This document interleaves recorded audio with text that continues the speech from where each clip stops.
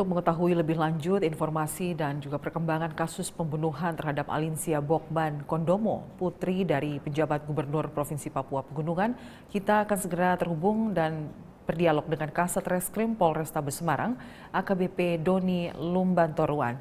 Selamat sore Pak Doni. Selamat sore Mbak Lydia. Ya, terkait pembunuhan putri dari penjabat Gubernur Papua Pegunungan ini, kronologisnya itu seperti apa Pak Doni? Baik Mbak, bisa kami jelaskan bahwa berdasarkan penyelidikan awal, jadi kami mendapatkan informasi awal adanya temuan mayat yang mati dengan kematian tidak wajar oleh Rumah Sakit Elizabeth. Dari Rumah Sakit Elizabeth menginformasikan kepada Piket Polrestabes Semarang, kemudian kita tindak lanjuti. Kemudian setelah kita temukan, kita dapati mayat tersebut, kita bawa ke Karyadi. Dari Rumah Sakit Karyadi kemudian kita kembali ke TKP. Di situ kita mengamankan saksi-saksi, termasuk juga bukti-bukti yang ada di kos-kosan Venus. Kemudian dari hasil keterangan saksi ini kemudian bisa kita rangkai suatu peristiwa berdasarkan transaksi di mana berawal dari adanya pertemuan antara korban dengan tersangka di tanggal 18 Mei di sekitar jam 12 siang. Di situ mereka bertemu, korban dijemput oleh tersangka, kemudian dibawa ke kosan tersangka di kos-kosan Venus di Jatingale. Kemudian di sana mereka minum, si korban ini minum minuman keras berupa minuman anggur merah. Kemudian mereka melakukan hubungan layaknya suami istri.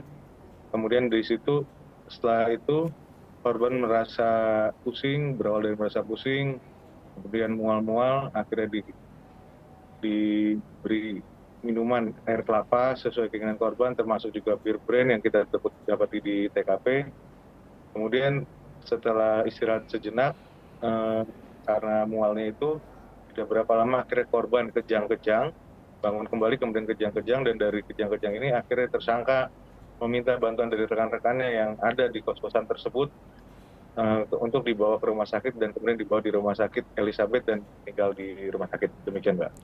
Jadi berarti yang dapat kita tarik dari data-data yang Anda berikan ini, korban meninggal karena memang ada kekerasan fisik dari luar atau memang dia keracunan karena minuman keras yang dia konsumsi? Ini berdasarkan hasil otopsi awal dan secara lisan disampaikan oleh dokter, disampaikan bahwa korban meninggal dikarenakan adanya mati lemas dan gagal nafas, juga keracunan. Yang hal ini nantinya akan dibuktikan lebih lanjut dengan melalui laboratorium forensik yang hasilnya masih kita tunggu.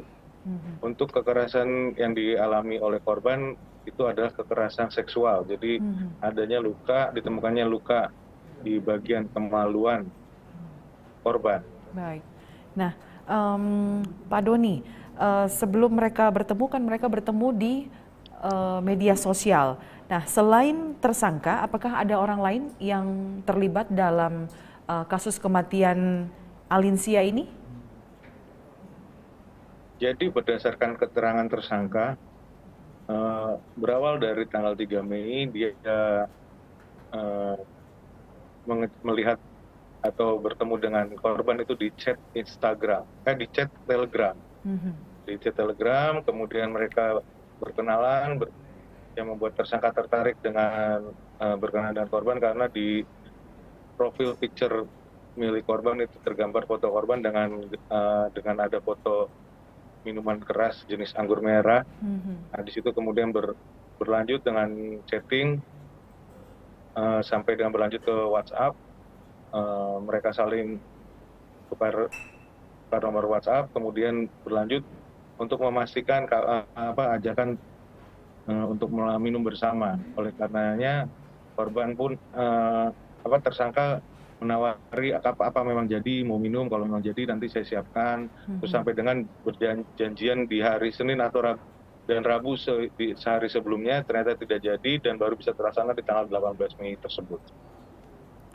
Baik. Nah, Pak Doni, Tersangka yang sudah ditahan saat ini, pasal apa saja yang disangkakan kepada tersangka?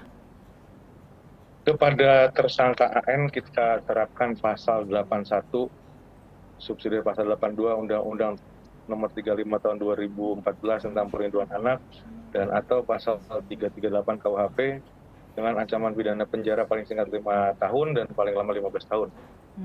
Nah, dari informasi yang kami terima juga, pihak kepolisian memeriksa 3 orang saksi. 3 orang saksi ini mereka apa perannya? Untuk saksi yang sudah kita periksa, total semuanya 9 orang saksi, 9. Mbak. Baik. 9 orang saksi. 7 orang ini merupakan saksi yang berada di kos milik tersangka, yang satu kosan dengan tersangka. Semuanya mahasiswi dan mahasiswa. 1 orang adalah pengelola di situ, 1 orang pengelola kos-kosan tersebut. Baik. Di antara 7. Kemudian 1 orang adalah saudara sepupu dari korban yang diinformasikan oleh tersangka ketika korban sudah ada di rumah sakit. Dan 1 orang lagi adalah penjual minuman keras. Baik. Ya, Pak Doni, korban yang masih berusia 16 tahun ini berstatus masih pelajar atau sudah sebagai seorang mahasiswi? Berdasarkan keterangan tersangka, korban masih status pelajar SMA. Pelajar SMA dan memang berdomisili di Semarang, seperti itu ya Pak Doni ya? Betul. Baik. Baik, terima kasih Kasat Reskrim Polrestabes Semarang AKBP Doni Lombantoruan sudah berbagi informasi bersama kami di Presisi Petang. Salam presisi. Salam presisi, Mbak.